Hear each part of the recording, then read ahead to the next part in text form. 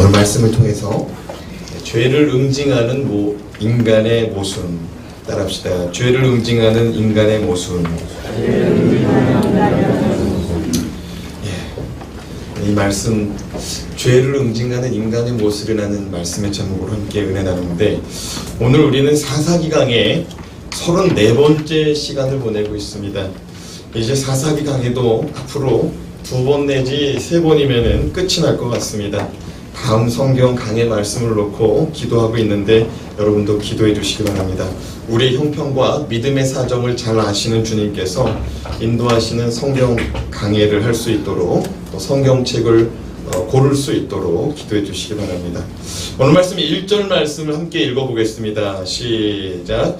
이에 모든 이스라엘 자손이 단에서부터 브엘사바까지와 길르앗 땅에서 나와서 그 회중이 일제히 미스바에서 여호와 앞에 모였으니, 모든 이스라엘 자손이 단에서부터 브엘사바까지 그리고 길르앗 땅에서 나와 어디로 모였다고요? 미스바로 모였다라고 말씀하고 있습니다. 지도 한 장 보겠습니다. 여러분, 이 지도 가만히 살펴보시기 바랍니다. 이스라엘의 최북단이 어디냐? 제일 꼭대기를 보면은 단이 있습니다. 그리고 삼각형 산이 있죠. 거기가 이전에도 말씀드렸지만 헐몬산, 헬몬산입니다. 헬몬산 바로 아래 동네가 바로 단입니다. 이 단은 이전에도 말씀드렸지만 단지파가 블레셋 족속과 싸워 그 땅을 얻는 것이 불가능하다고 판단되어서 하나님이 주신 약속의 땅이 어디냐면은 저 밑에 중간에 보면 미스바 옆에 에브라임 있고, 에브라임 옆에 뭐가 있어요? 단이라는 동네가 있잖아요. 이게 하나님이 주신 약속의 땅인데 이거 버리고 저 위로 올라가서 정착한 겁니다. 하나님이 여기 가지라고 그랬는데 자기 생각에 블레셋과 싸우는 것이 도저히 불가능하다. 그러니까 우리가 좀 쉽게 땅을 얻을 수 있는 곳이 어딘지 한번 찾아가 보자 해서 올라간 것이 저 꼭대기에 단입니다. 저 꼭대기에 위치한 단. 저 단이 이전에는 어떤 지역이었느냐? 라이스였습니다. 라이스 기억하십니까? 네, 저 땅이 라이스 땅이었어요. 근데 단지파가 차지하고 단으로 바꿔버린 것이죠.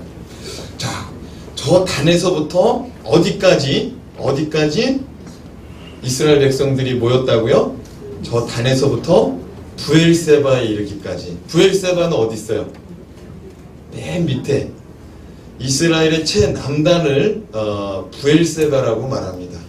근데 브엘세바 밑에 또 뭐가 있어요? 가데스 바니아가 있어요. 가데스 바니아가 있는데 왜 브엘세바를 이스라엘의 최남단이라고 말하느냐? 가데스 바니아가 있는 동네는 바란 광야예요.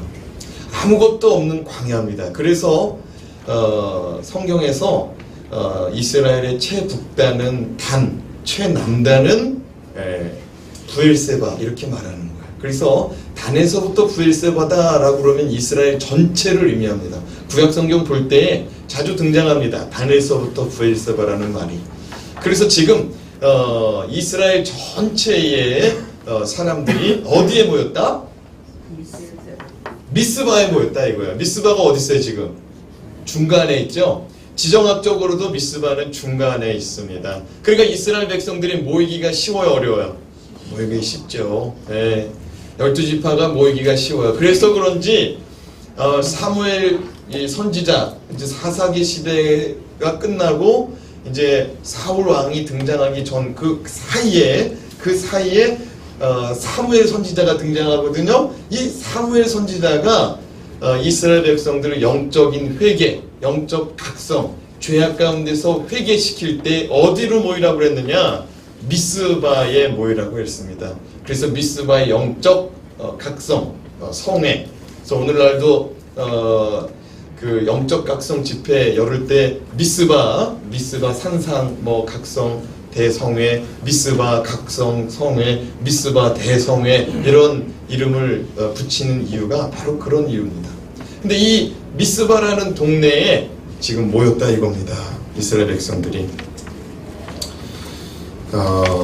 근데 1절 말씀 서두를 보면은요, 이스라엘 백성들이 이스라엘 전국 각지에서 모이게 된 이유가 있다라고 기록합니다. 그렇죠? 1절 말씀 다시 읽어봐요. 이에 모든 이스라엘 자손이 단에서부터 부엘세바까지와 길르앗 땅에서 나와서 그 회중에 일제히 어디서 모였어요? 미스바에서. 네. 그래서 이제는 단에서부터 부엘세바 그리고 동쪽으로는 길르앗 땅에서까지 다 모였다 이 말입니다. 다 모였어요. 그러면 아까 지도상에서 지도 잠깐만 볼까요? 지도상에 잠깐만 봅시다. 그러면 길르앗이 어느 쪽에 있냐면은 이스라엘의 동편에 있습니다. 반대편이 서편이 지중해 바다를 보고 있어요. 근데 서편은 왜 얘기를 안 했느냐? 단지파가 저 어딥니까?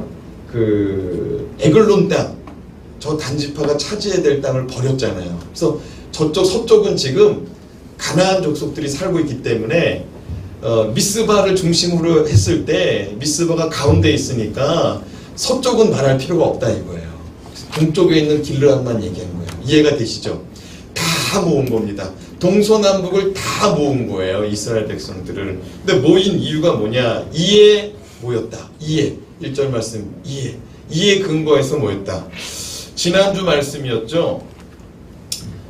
이것 때문에 모였는데 우리가 기억하시는지 모르겠습니다. 지난주 말씀에 누구보다도 하나님의 말씀에 민감하게 살아야 될 레위인이 하나님 말씀에서 벗어나 첩을 맞이하고 그 첩은 또 다른 남자와 행음하고 행음한 첩은 친정으로 도망가고 화가 난 레위인은 넉 달 동안 첩을 찾지도 않다가 넉 달 만에 첩을 찾기 위해서 처가에 내려갑니다. 그곳에서 장인의 아주 융숭한 대접을 5일 동안 받다가 더 이상 지체해서는 안 되겠다 싶어서 자기 첩하고 종 데리고서 자기 집으로 올라갑니다. 올라가는데 해가 떨어져서 기부와 성읍에서 하룻밤 지내게 됩니다. 그런데 그곳에서 하룻밤 지내는 가운데 동성애에 타락한 음욕으로 가득 찬 불량배들에게 이 레위인이 집단 성폭행의 위기를 맞이합니다. 그런데 이 레위인은 이 위기를 극복하고자 어떻게 했습니까? 자신의 첩을 그 불량배들에게 내어줬습니다. 희생양으로 자기 첩을, 자기 세컨 와이프를 보내버렸어요. 밤새도록 자신의 첩이 그 불량배들에게 능욕당하다가 풀려납니다. 풀려나서 새벽에 그 레위인이 머물고 있는 집을 두드립니다. 두드려요. 문 좀 열어달라고. 그런데 얼마나 잠이 깊이 들었는지 집주인하고 레위인이 일어나질 못해요.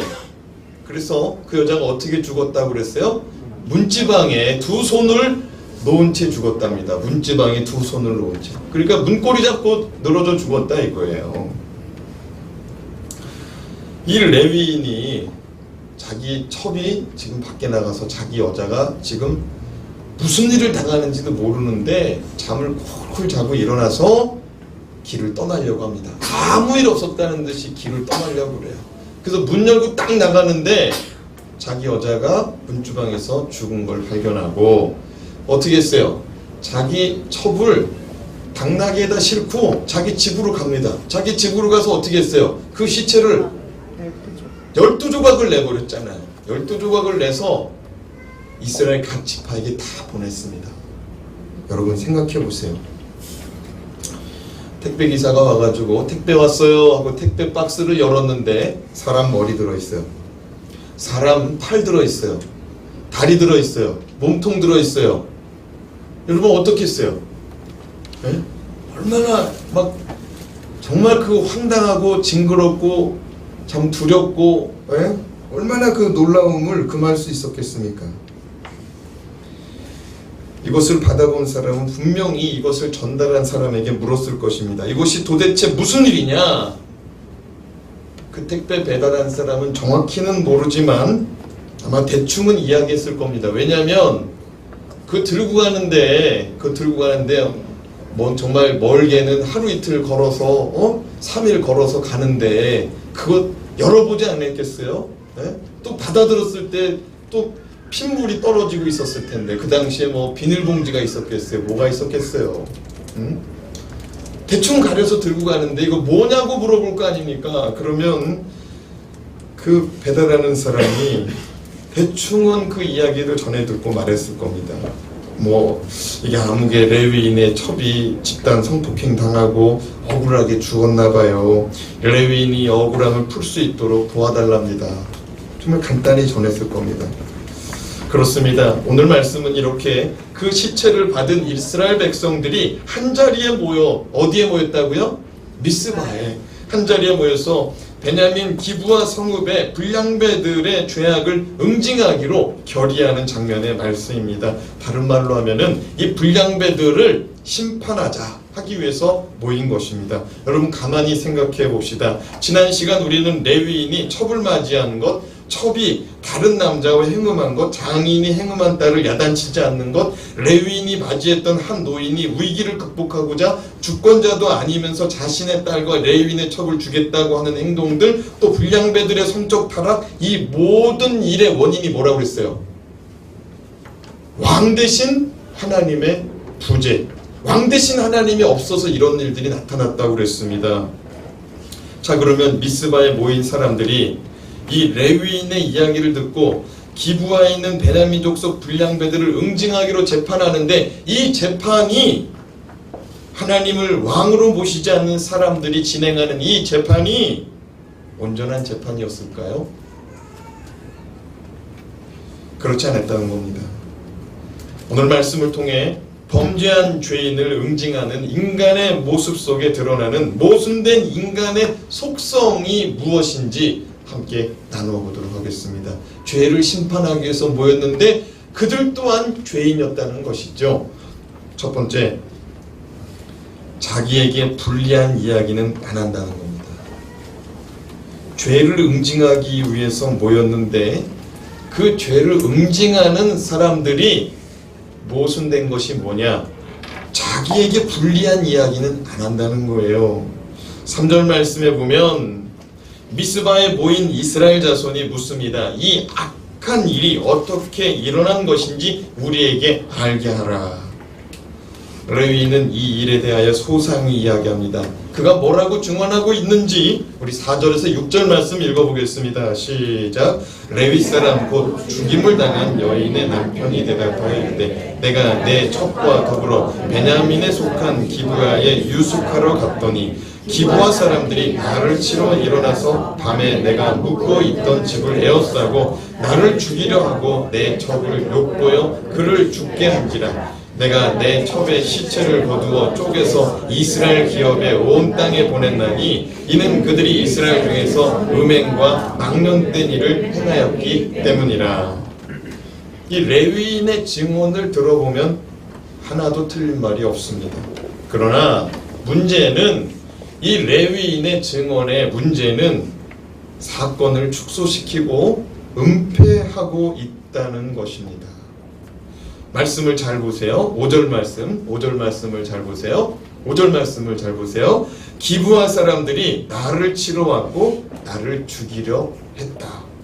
그리고 내 첩을 욕보이고 그를 죽게 했다. 여러분, 이 증언이 사실인지 사건이 일어난 당시의 기록, 사사기 19장 22절 말씀 읽어보겠습니다. 시작. 그들이 마음을 즐겁게 할 때 그 성읍의 불량배들이 그 집을 에워싸고 문을 두드리며 집주인 노인에게 말하이르되 내 집에 들어온 사람을 끌어내라. 우리가 그와 관계하리라 하니. 여러분, 19장 22절에 분명히 그 성읍에 뭐라고 그랬습니까? 불량배들이라고 했습니다. 뭐라고요? 불량배들. 그런데 5절 말씀을 보면은요, 5절 말씀에 보면 기브아 사람들이라고 그랬어요. 기브아 사람들 안에 불량배들이 레위인을 괴롭힌 거거든요. 근데 말씀해 보니까 기브아 사람들이 전체를 얘기하고 있어요. 그러니까 기브아 사람들 가운데 불량배나 기브아 사람들 전체나 뭐 다 같은 거 아니냐? 근데 그렇지 않아요. 불량배들은요, 보통 사람들하고 같습니까? 틀립니까? 틀리죠. 불량배들의 생각과 불량배들의 언행은 보통 사람들의 생각과 언행과 다르죠. 다르니까 불량스럽다고 말하는 거죠. 그런데 이 레위인이 기브아 사람 불량배들을 고발할 때 기브아 사람 전체를 묶어가고 있다는 거예요. 물론 레위인의 마음에는 기브아 사람들이 하룻밤 묵기를 청할 때 아무도 도와주지 않는 것 때문에 섭섭할 수 있었습니다. 기브아 성읍에 가서 자기 좀 재워달라고 그러는데 아무도 안 도와주고, 그래서 노숙하려고 그러다가 고향 사람 만나서 그 집에 가서 유숙한 거예요. 야, 이 사람들 인정머리 없구나 라고 말할 수 있습니다. 그러나 지금은 살인사건 때문에 사람들을 모아놓고 재판하는 과정이 있습니다. 그러면 정확한 정보가 전달돼야 되는 거예요. 누구가 왔었다고, 누구들이 나를 괴롭혔다고 정확히 얘기해야 돼요. 조금 더 살펴볼까요? 레위인은 그들이 나를 치러 왔고 나를 죽이려 했다고 5절 말씀에 말하고 있는데, 사실은 그들은 죽이고자 온 것이 아니고 레위인과 뭐 하고자 한 겁니까? 레위인과 관계하고자 하고 온 겁니다. 다른 말로 하면 동성애를 하고자 온 거예요. 죽이려고 온 게 아니고 레위인을 내놓으라 이거예요. 레위인을 내놓으라. 우리가 그와 상관하리라. 관계하리라. 그런데 지금 레위인이 뭐라고 말하고 있어요? 그들이 나를 죽이러 왔다는 거예요. 나를 죽이러 왔다는 거예요. 정보가 점점 흐려지고 있어요. 재판 과정 중에 정보가 점점 흐려지고 있어요. 누가 봐도 이것은 죄고 누가 봐도 이건 죄가 아니라고 판가름에 놔야 되는데 자기 마음의 감정이 실려서 들어가고 있는 거예요. 근데 레위인은 그 동성애를 하겠다고 레위인을 내놓으라는 말이 너무 싫었어요. 그래서 그 위기를 어떻게 극복했죠?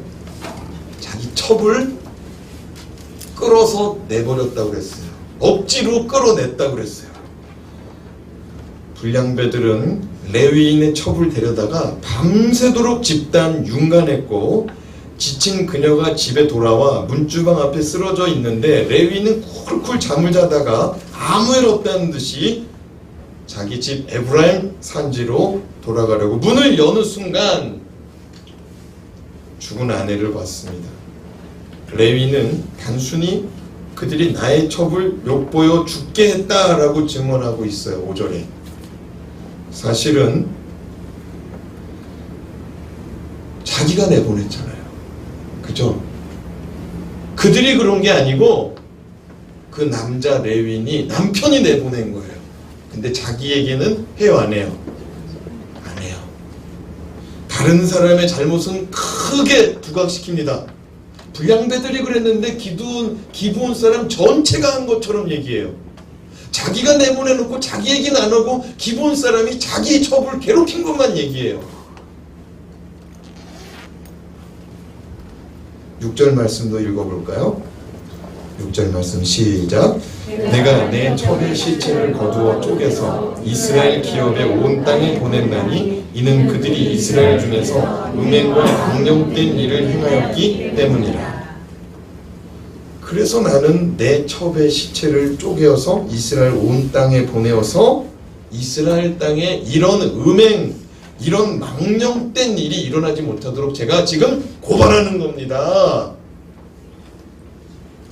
이거는 하나님 보기에 나쁜 일입니다 라고 거국적인 동의를 요청하고 있는 겁니다. 자, 그럼 우리는 이 사건의 레위인의 행동에서 자유로울 수가 있느냐? 지금 레위인이 자기 잘못은 작게 하고 심지어는 은폐하고 다른 사람의 잘못은 자꾸 부각시키고 더 크게 만들고 있는데, 그러면 이 레위인 행동에서 우리는 자유로울 수가 있느냐? 옆 사람 바라보시면서 집사님은 자유로우십니까?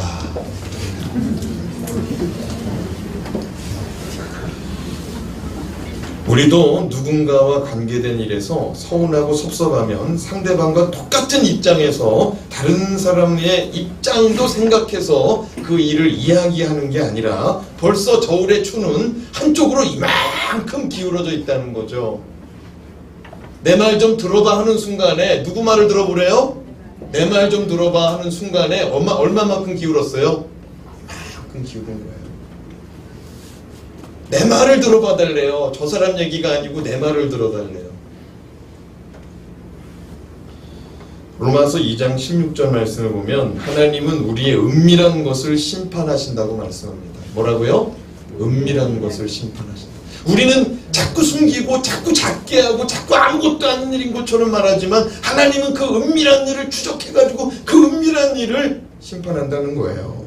로마서 2장 16절 말씀 같이 읽겠습니다. 시작.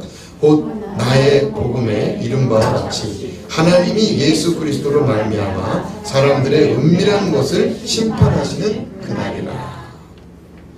하나님은 사람들의 뭘 심판해요? 은밀한 것을 심판하신다. 사람들은 자신밖에 모른다고 생각합니다. 그러나 하나님은 사람들의 은밀한 일들, 은밀히 숨긴 죄악들을 추적해서 그걸 심판하신다는 거예요. 마음의 생각까지도 하나님은 추적하여 심판하신다는 거죠. 바울은 인간의 이런 모순된 습성으로 인하여 로마서 3장 10절에서 12절 말씀하기를 따라합시다. 함께 읽읍시다. 로마서 3장 10절에서 12절 시작. 기록된 바 의인은 없나니 하나도 없으며 깨닫는 자도 없고 하나님을 찾는 자도 없고 다 치우쳐 함께 무익하게 되고 선을 행하는 자는 없나니 하나도 없도다. 선을 행하는 인간이 몇 명 있답니까? 하나도 없답니다. 모든 인간은 의인이 없다고 단언합니다. 다 괜찮은 것 같지만 다 치우친 사람들이고 선을 행하는 것 같지만 그 속에는 다 뭐가 들어있어요? 악이 들어있다 이겁니다. 불옹이가 다 들어있어요. 아닌 것 같지만 다 들어있다 이거예요. 사랑하는 여러분, 우리가 하나님 앞에 저지르기 쉬운 실수가 뭐냐? 다른 사람에 대해서 얘기할 때 내 거를 숨기고 내 거를 작게 하고 다른 사람의 허물을 드러내려고 한다. 그러면서 많은 사람들 가운데 공개 재판을 받고 싶은 거예요. 누가 옳다? 내가 옳다. 우리가 저지르기 쉬운 실수입니다. 두 번째로 명분 없는 싸움에 목숨을 건다는 겁니다. 죄인된 인간을 응징하는 재판 가운데 그 재판에는 인간들이 저지르기 쉬운 실수가 뭐냐? 명분 없는 싸움에 목숨을 거는 수가 있다는 겁니다. 2절 말씀 같이 한번 읽어보겠습니다. 온 백성의 어른 곧 이스라엘 모든 지파의 어른들은 하나님 백성의 총회에 섰고 칼을 빼는 도병은 40만 명이었으며, 이 말씀에 보면 두 그룹의 모습을 소개합니다. 두 그룹이에요. 첫 번째 그룹은 이스라엘 각 지파의 어른들입니다. 성경에 말하는 이스라엘 장로들을 말합니다. 오늘날의 장로들하고 다른 개념이에요. 그러니까 그 지파의 어른들, 지도자들, 옛날 그 시골에 가면은 그 동네에 어른들이 있어요. 동네 일을 논하는 어른들이 있어요. 그 어른들이 지금 따로 모였습니다. 12지파의 어른들이 따로 모여서 총회를 열었답니다. 총회, 회의를 열었다 이거예요. 그리고 또 한 부류가 있는데, 또 한 부류가 어떤 부류느냐? 이 사람들은 칼을 빼는 보병 40만 명이랍니다. 몇 명이라고요? 40만 명. 여러분, 우리나라 이 군인이 몇 명이냐? 60만 명입니다. 그러면 이스라엘의 이스라엘의 땅이 얼마큼이냐? 경상남북도만큼 합쳐놓은 크기예요. 얼마 안 되는 거죠. 그리고 지금 이 시대는 고대 시대입니다. 지금 현대 시대는 인구가 계속 늘고 있잖아요. 지금 인구가 얼마입니까?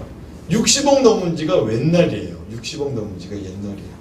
지금 뭐 65억, 7억 얘기하는 것 같아요. 계속 늘고 있어요. 고대 시대에 우리나라 국방 군사들하고 거의 버금가는 수준입니다. 이제 이스라엘은 하나가 되었습니다.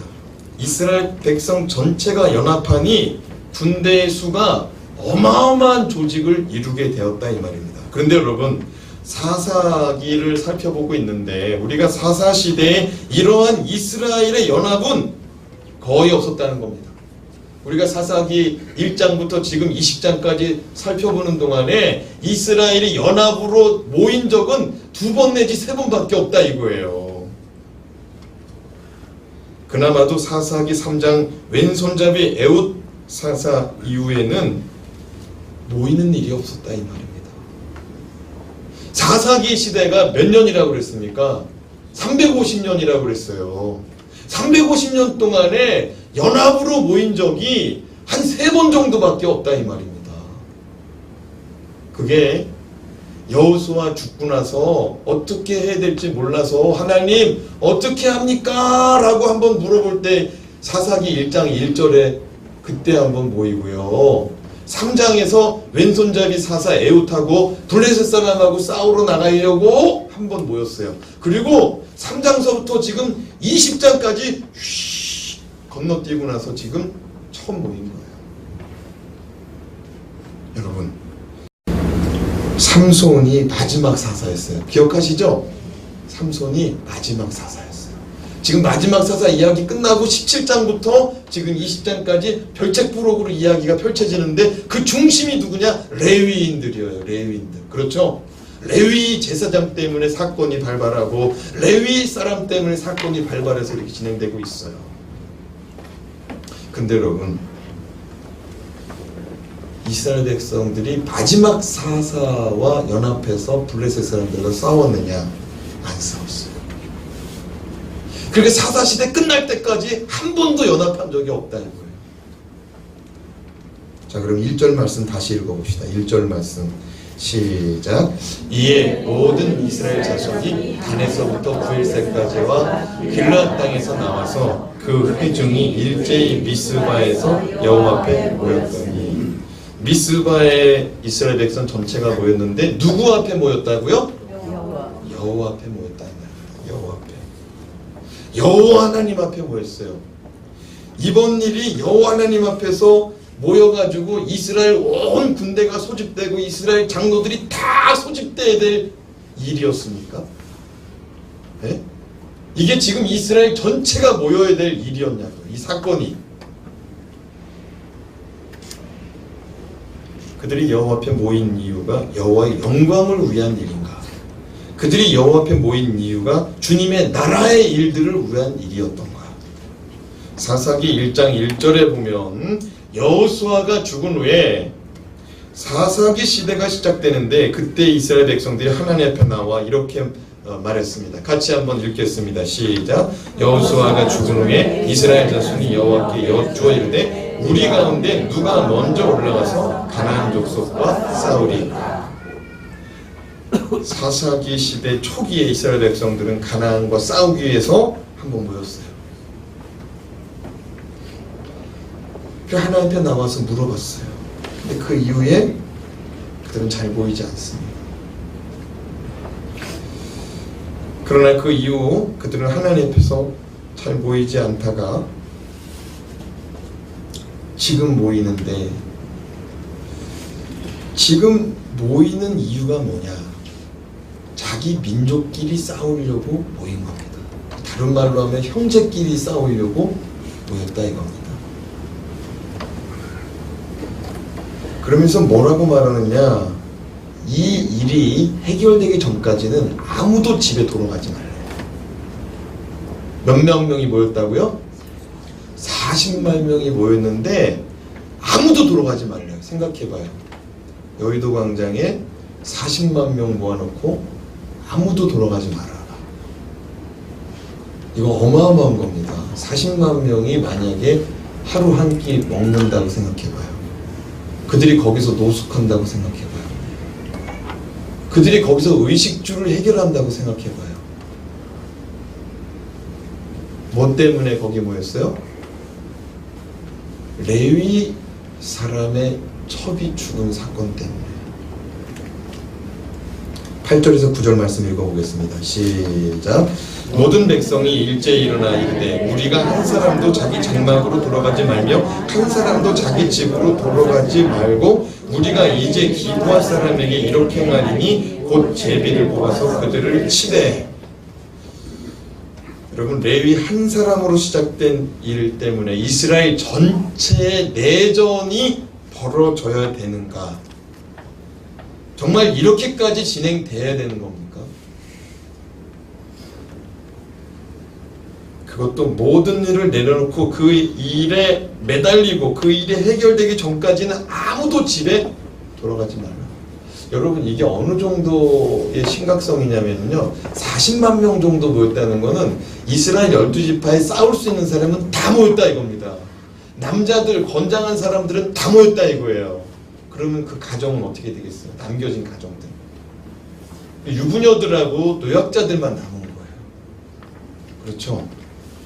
근데 이 일 때문에 온 집안이, 온 집단이, 온 민족이 목숨 걸고 정말 나라의 구분을 걸 정도로, 만약에 외적이 쳐들어온다고 해보세요.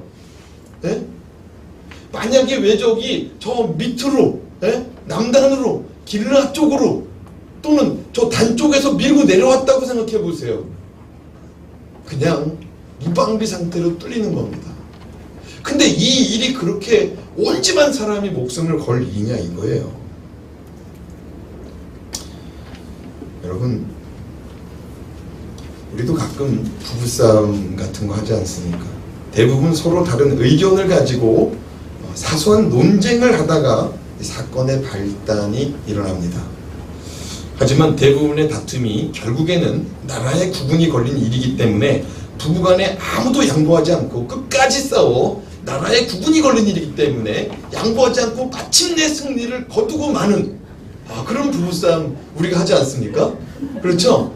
우리가 양보할 수 없기 때문에, 왜냐면 내가 양보하면 이 나라가 망해요. 그러니까 우리 와이프한테 내가 질 수가 없지. 내 남편한테 내가 질 수가 없고, 그죠? 내가 양보하면 이 나라가 어떻게 됩니까? 우리 이런 것 때문에 부부싸움 하죠? 네? 그리고 가족 간에도 우리는 크리스천이기 때문에 대부분 하나님의 나라와 영광을 위해서 싸운단 말입니다. 그렇죠? 네?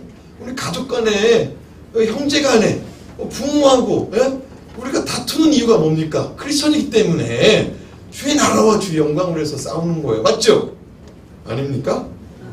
직장에서도 또 교회 안에서도 우리는 집사니까, 우리는 권사니까, 우리의 논쟁은 언제나 주님의 영광을 위해서, 그렇지 않습니까? 끝까지 양보할 수 없는 거예요.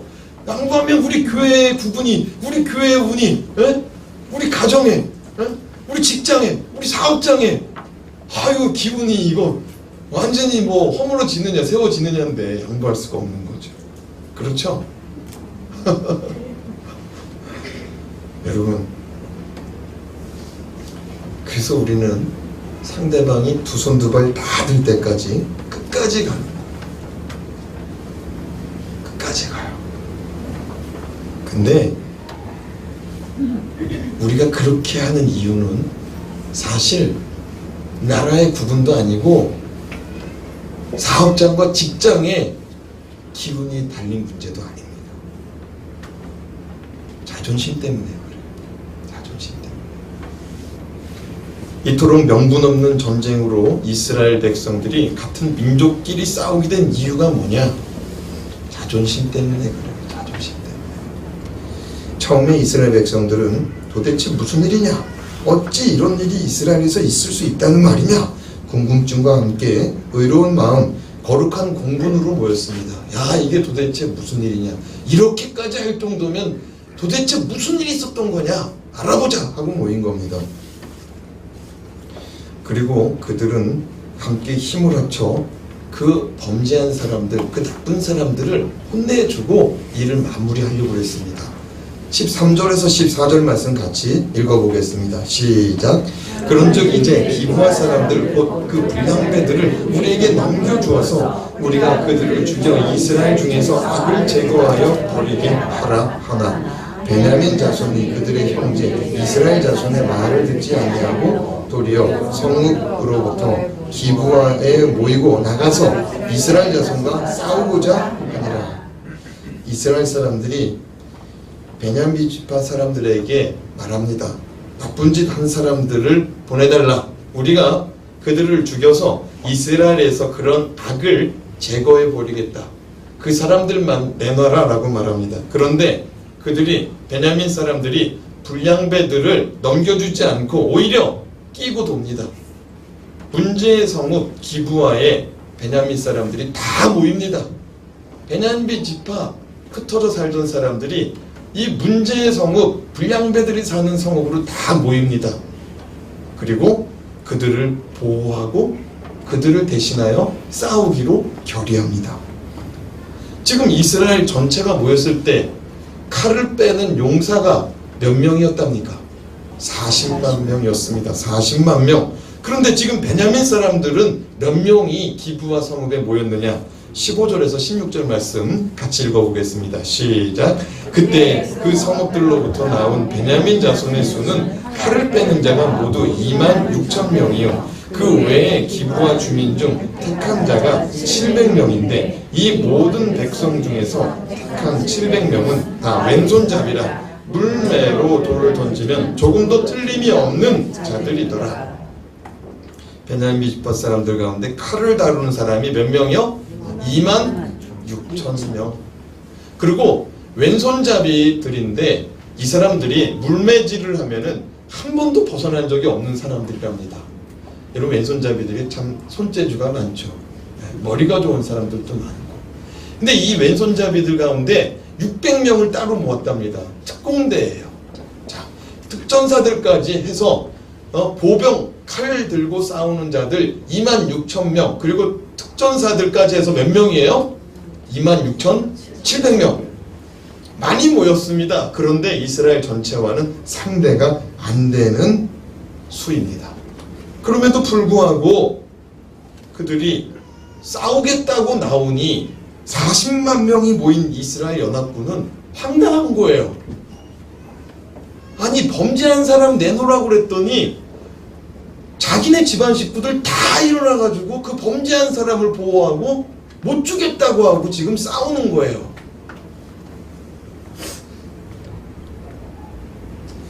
베냐민 지파는 이런 일이 일어나기 전에 자체적으로 이 문제를 해결했어야 돼요. 자체적으로 재판을 열었어야 돼요. 야 이게 무슨 얘기냐? 우리 지파에 지금 하나님이 가장 싫어하는 동성애라니 말이 되느냐? 이놈들! 하고 혼내고 정신머리 번쩍 들도록 야단쳐서 그 일을 버리게 했어야 됩니다. 그래도 버리지 않는 자들은 레위기 20장 13절에 있는 말씀대로 그들은 반드시 죽였어야 됩니다. 이게 베냐민 지파 내에서 먼저 선행되었어야 될 일입니다. 그런데 이 동성애자들이 기브아에 어떤 사람들이었다고요? 불량배들이었답니다. 여러분 불량배들은 오늘날로 말하면 깡패죠. 깡패가 만만해 보입니까? 만만하지 않죠. 두려워서 이들의 행위를 그냥 놔둔 겁니다. 기브아 사람들이. 근데 중요한 게 오늘 말씀해 보니까 특전사가 몇 명이 있었어요. 600명. 그리고 또 칼 쓸 수 있는 사람이 몇 명이었어요? 26,000명. 그러면 지금 이스라엘하고 싸우려고 하지 말고 26,700명은 이 기브아에 있는 불량배 잡으려고 한번 모였어야 되는 거예요. 맞습니까? 그래야 됐어요. 근데 그렇게 안 하더라는 거죠.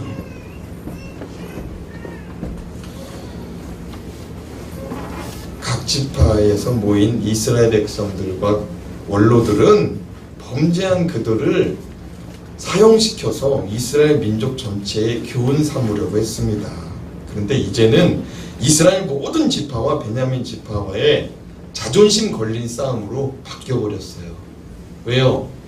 27,000명도 안 되는 지파가 12지파를 대항하여서 싸우겠다고 나오니까 이 12지파의 자존심이 있죠. 12지파의 자존심이 있죠. 여기서 12지파는 레위지파를 포함한 겁니다. 원래 12지파에는 레위지파가 안 들어가죠. 이렇게 해서 12지파를 말하는 거예요. 이 12지파가 자존심이 상한 거예요. 그래서 싸우게 됩니다. 40만 대 2만 6,700. 여러분, 명분 없는 싸움은 서로 간의 자존심 싸움으로 번져서요. 결국에는 서로 간에 너덜너덜해진 자존심으로 아무도 승자가 없는 가운데 끝이 납니다. 아무도 승자가 없어요. 네. 여러분, 집사들끼리 싸우면 무섭습니다. 네. 무서워요. 신앙 얘기랑 세상 얘기랑 같이 나가니까 이건 감당이 안 되는 거예요. 감당이 안 되는 거예요.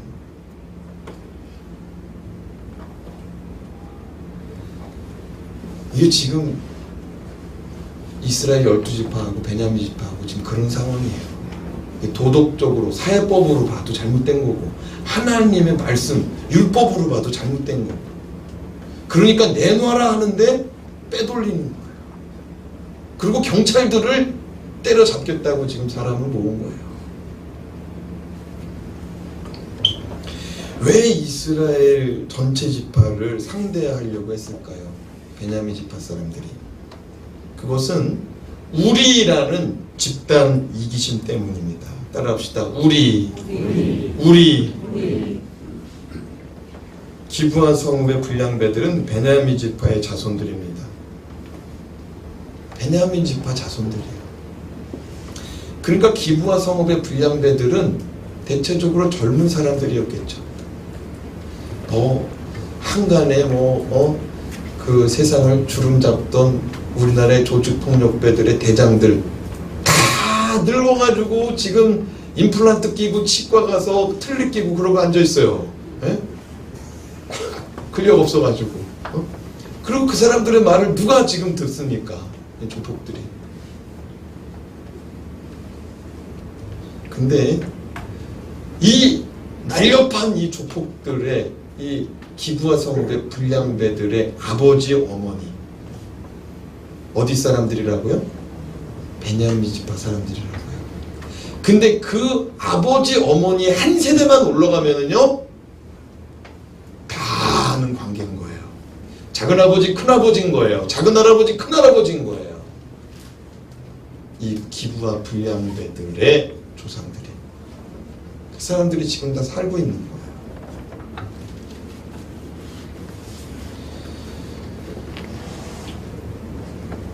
잘못했음에도 불구하고 자기의 친족이요 자기의 혈육이다 보니 잘못했다는 말을 못하는 겁니다. 잘못된 것은 잘못이라고 분명히 말해야 되는데 자식이 귀엽다 보니까 그러지 못하는 겁니다. 우리 큰아이가 이제 돌진하고 이제 손발에 힘이 좀 들어갈 때였어요. 둘째였던가? 헷갈리네. 당사자가 여기 있으니까 또 정신이 또 반짝 나네. 하여튼 첫째인지 둘째인지 헷갈리는데 얘가 이제는 걸음마를 하고 손과 발에 힘이 들어갔을 때인데 애들이 손바닥을 마주칠 때 손뼉이 나잖아요. 이게 재밌어가지고 어느 날은 우리 아버지 얼굴을 짝짝짝 때리고 있더라고요. 근데 우리 아버지가 손주가 귀여우니까 이거 어떤 의미인지 알잖아요. 이거 하는 이유가 우리 할아버지는 못됐어 그리고 때리는 게 아니잖아요. 그러니까 우리 아버지가 오랜만에 또 이제 애들 봤으니까 이거 말을 못해요.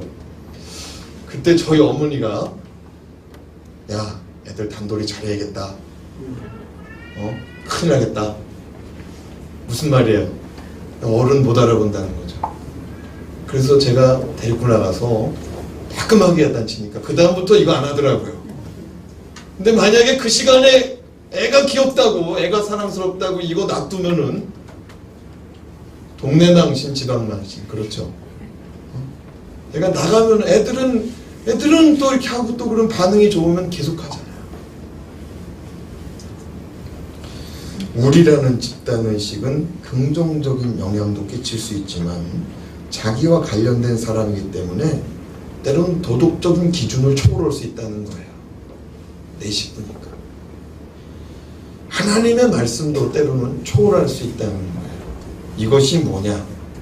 이것이 우상숭배예요. 하나님의 말씀을 초월하는 것은 우상숭배예요. 하나님의 말씀을 초월하는 대상이 있다. 하나님의 말씀을 초월하는 내 중심이 있다. 그게 우상이에요. 그게 우상이에요. 하나님 말씀보다 더한 것은 없는 줄로 믿습니다. 하나님 말씀보다 더 중요한 게 어디 있어요? 아무리 내 자식이고 아무리 내 손자고 아무리 내 부모고 아무리 내 친족이어도 잘못한 건 잘못한 거고 하나님 보시기에 악한 거는 악한 거라고 말해야 되는 것인 줄 믿습니다. 근데 베냐민 사람들이 범죄한 사람 끼고 돌아요. 그 사람 보호하겠다고 싸워요.